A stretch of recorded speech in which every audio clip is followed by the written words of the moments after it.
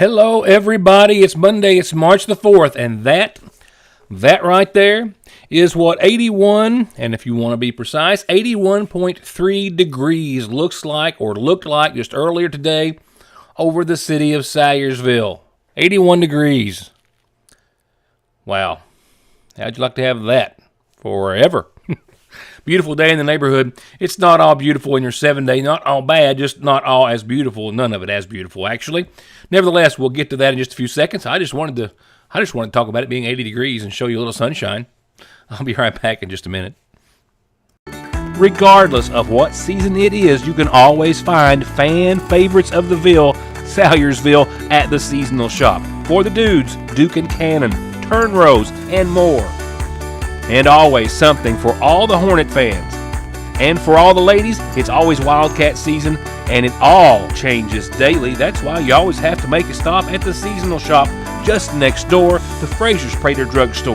The best place for all your prescription, over-the-counter, and Radio Shack needs, with some of the very best hometown lunch specials and treats. They're a pair like you can find nowhere else but in Salyersville. Atrial fibrillation is one of the more common rhythms we see. AFib is an arrhythmia of the heart where the top part of the heart is beating erratically and out of sync with the bottom part of the heart. The electrophysiology service is made up of a team of healthcare providers, and that includes an electrophysiology lab where we're able to do procedures to help repair heart rhythm problems. When a patient becomes heart rhythm free, it can really restore their life. ARH, more for Appalachia. I believe in Kentucky. I believe in Kentucky. I believe in small town values. And mom and dad and the things they handed down.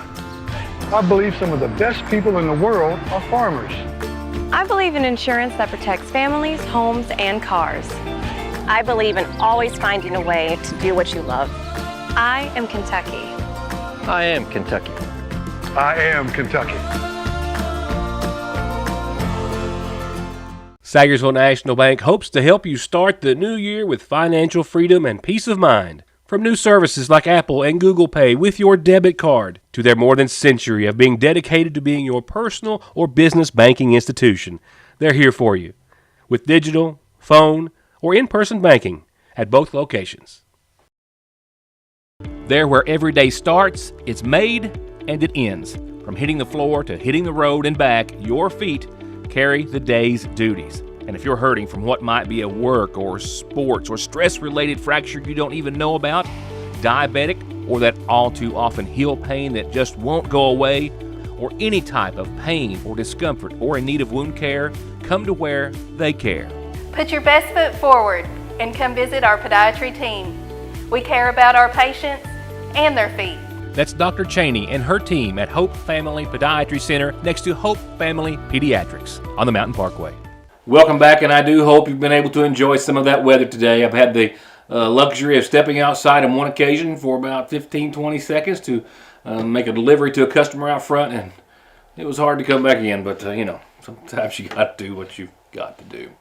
And looking ahead, there's some decent forecast material in here to talk about, but nothing like today, just to let you know. With that said, we'll go straight to headlines this evening, as I am well confident at this hour most of you have heard, at least in part, about a tragic accident on the Mountain Parkway over the course of the weekend involving not just a patient that was being transported, but as well two local area young medics, EMTs with the Lifeguard Ambulance Service, one which is still in very critical condition.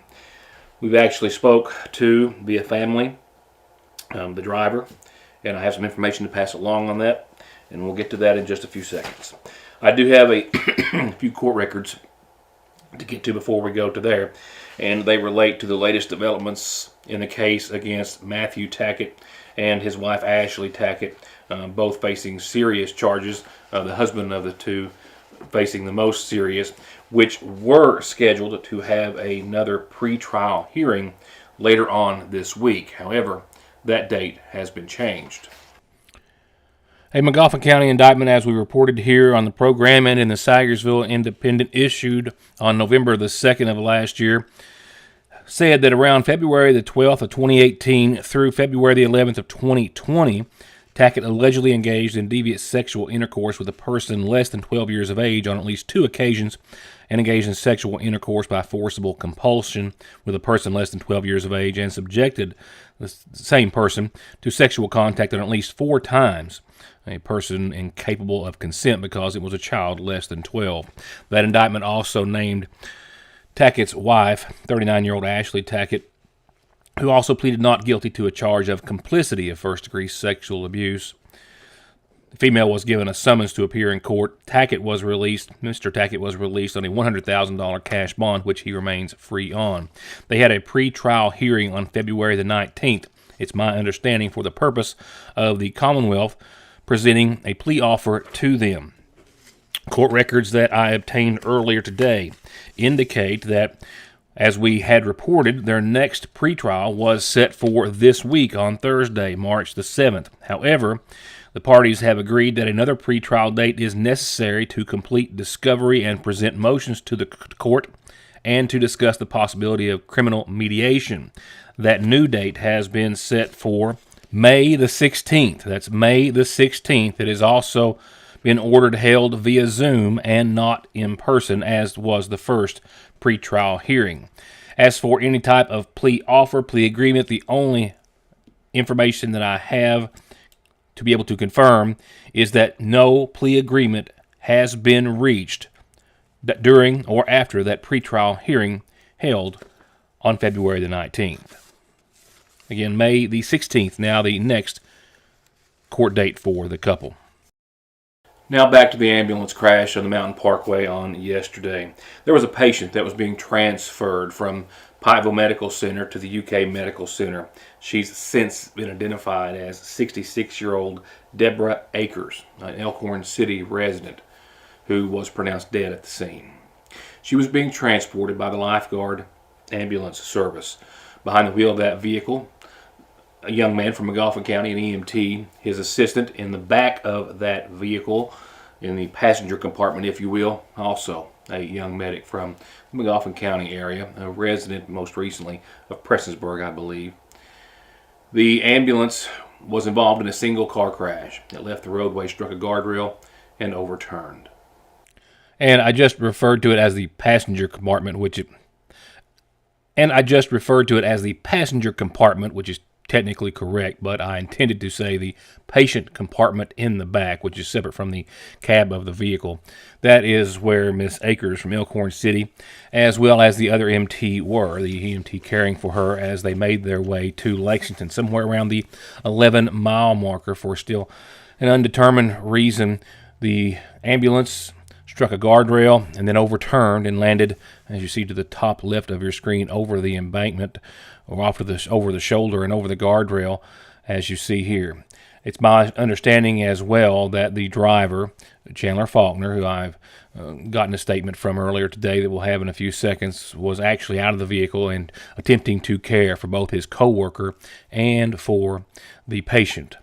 The patient who was again declared dead on the scene.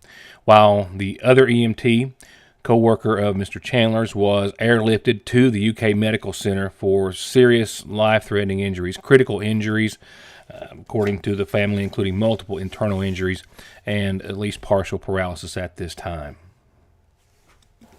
And again, through a family member, his uncle actually, I received a statement from Chandler Faulkner earlier today, the young man from McGoffin County in his early 20s who was driving the ambulance, and he was beaten up, as you can imagine, very badly, but was released last night from the hospital and allowed to turn home.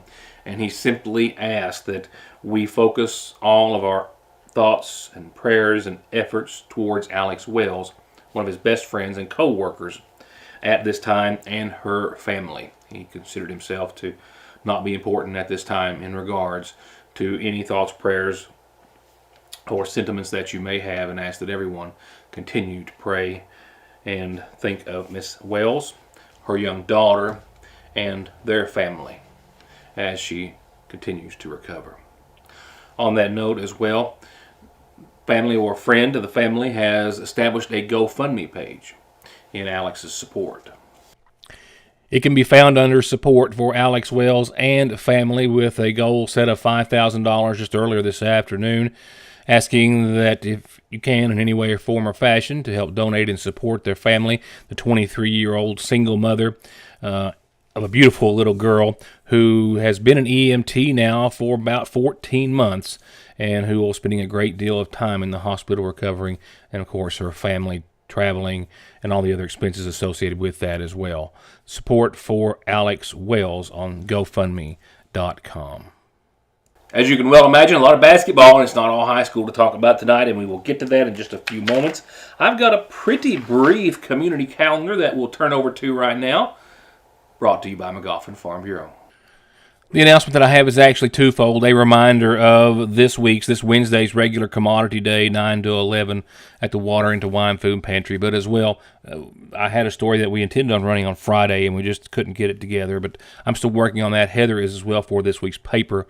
As anytime she needed to know anything about the Water into Wine Food Pantry, there was one person she talked to. It was the same person who everyone else at the Water into Wine Food Pantry leaned on greatly. And he was also a firefighter with the Middle Fork Volunteer Fire Department. Mr. Jeff Tackett was laid to rest following services here in Sagersville last week, and he was a pillar of the community, not just from which he was from in Johnson County, but also adoptive here, but just a big part of the Water into Wine Food Pantry, as I understand, and an important member of the Middle Fork Fire Department. Grant writing was one of his specialties, and he was very good at it and successful at it, and we'll talk more about him a little later on down the line.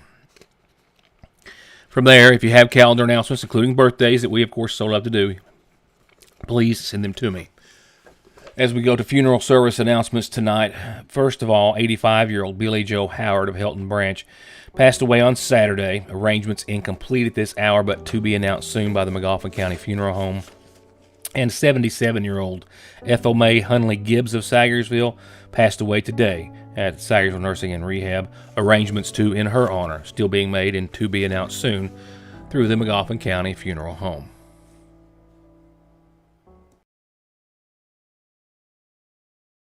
Someone dies in the U.S. every 7 minutes from an overdose, and over half of the population gets or takes pills from a friend or relative.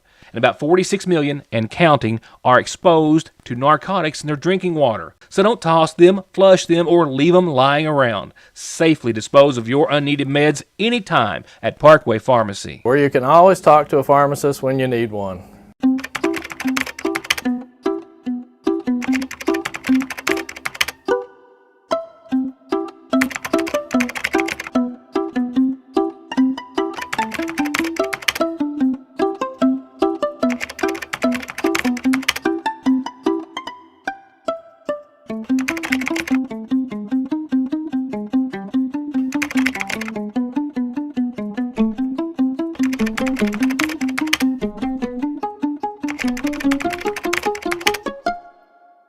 You've seen the forecast, right? You know what season it is, so it is time to get ready. With New Year deals that are worth up to $200 off a new set of tires, and get your car running like new with only a $35 state-of-the-art computer diagnosis, and save all the payments for later with 6 months same as cash at Conley Tire and ConleyTire.net. The Kenny Wayne Shepherd Band.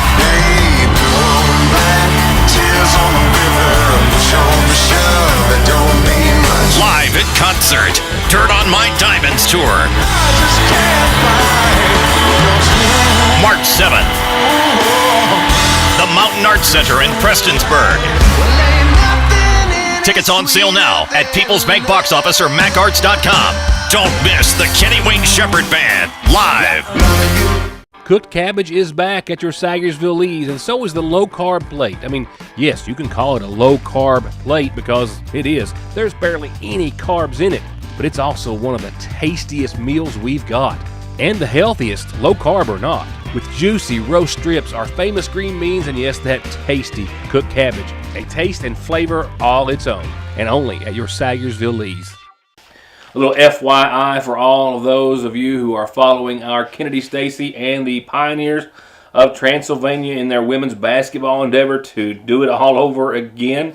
The Pioneers and Kennedy are set to travel to drum roll please, Whitewater, Wisconsin for the NCAA Sweet 16 D3 tournament. Now this is after, on Friday, Trancey took out Chatham, and then later on took out Ohio Wesleyan on Saturday. Now there's some days off and a break, and this Friday at 6, Wisconsin Stout, 6 o'clock this Friday in the Sweet 16.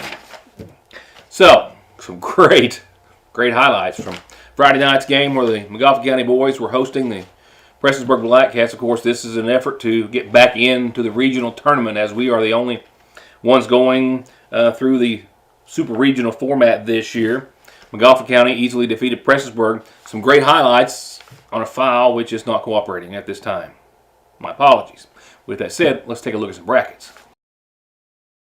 Ladies first, we have Pikeville, the 59th district champion, taking on Martin County, and Prestonsburg, the 58th champion, taking on Belfry tonight. Prestonsburg-Belfry was game 1 at 6:30 or at 6:30. Pikeville-Martin County game 2 at 7:45. This after, of course, Martin County and Belfry played their way back in through this super regional format. On the other side of your screen, we have in game 1, technically at the bottom, that's just how they had it, Pike Central, your 60th district champion, taking on Floyd Central, who played back in over East Ridge, and the 57th district champion, Johnson Central, taking on Lawrence County, who played back in over Shelby Valley in the play-in game. Those two games set for tomorrow night, again 6:30 and 7:45 respectively. We will have the semifinals, I should say, my apologies, for the ladies on Friday, 6:30 and 6:45. The girls' championship Saturday at 4:30. Now for boys, 15th region, McGoffin County easily over Prestonsburg Friday night. 79-56 was the final score. I've got some great highlights. Wish I could get them to work. I'll maybe try to do that tomorrow again. Nevertheless, in 15th region boys, we've got the 59th district champs Pikeville taking on Lawrence County, who played their way back in over Paintsville, 82-62.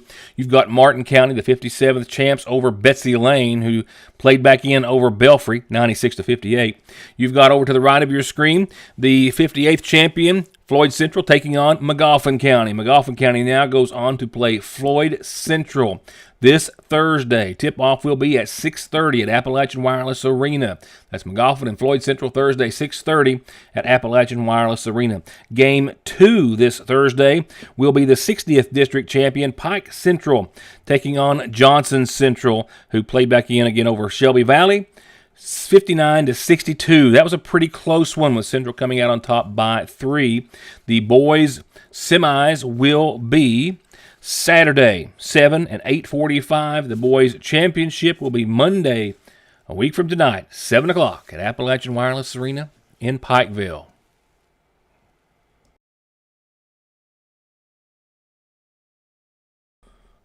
And again, I get the opportunity to remind everyone that we had 81.3 degrees here in downtown Sayersville earlier today, 76 right now and falling.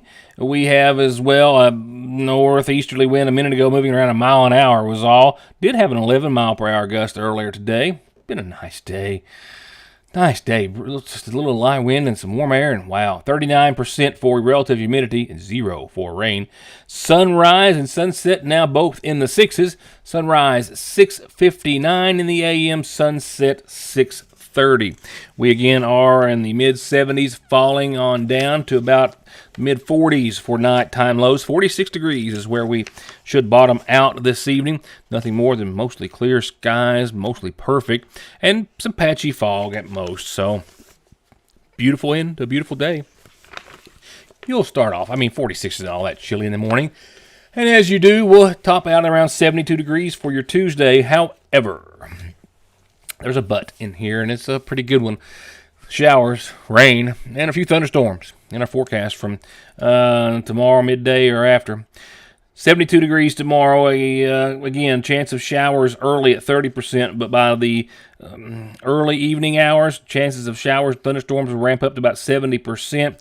We're not talking about a major rainmaker like a tenth of an inch or something by and large for everyone, unless we see some thunderstorms develop, which we could. 53 for nighttime lows tomorrow night. Right now, winds don't look to be that severe on even the strong side, as far as I can tell right now. For your Wednesday, the rain continues, and I think mainly up until early evening, 4, 5 o'clock or so. Temperatures will not be quite as nice, staying in the low 60s, and about a tenth of an inch of rain again possible. So not a big rain maker, but a rain possibility. Thursday, 65, mostly cloudy, a 20% chance of rain. That is at the nighttime hour. We'll see a break for your Thursday. Rain's ending by Wednesday night around 7. Dry that night thereafter. Dry throughout your Thursday, mostly cloudy and 65. Then our next system rolls through. Friday, rain likely. Mostly cloudy and rain likely. 64, 52, your high, your low.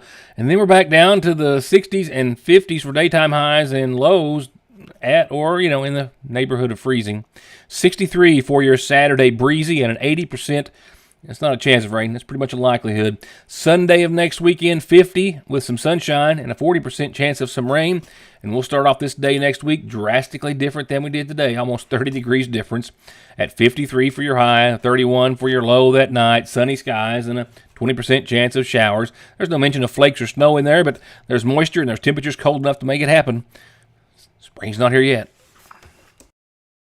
And that will wrap it up for this Monday. Squeeze as much as you can out of it from here on for the rest of the evening. It's a beautiful day in the neighborhood because we don't have exactly any. That's nice, as you saw in your 7-day. Not all bad, just not all 80 degrees and sunny over Sagersville. Thank you for watching. See you tomorrow.